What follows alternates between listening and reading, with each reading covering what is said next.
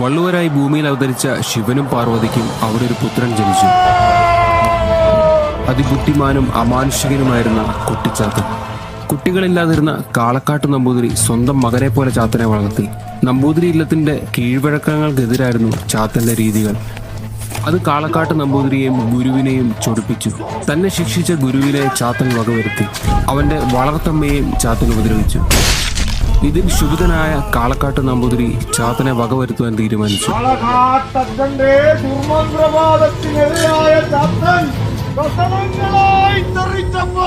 21 ഹോമകുണ്ടങ്ങളിലായിട്ട് 390 കഷ്ണങ്ങളാക്കി മുറിച്ചിട്ട ചാത്തൻ അവിടുന്ന് വീണ്ടും പുനർജനിച്ചു പല രൂപങ്ങളിൽ.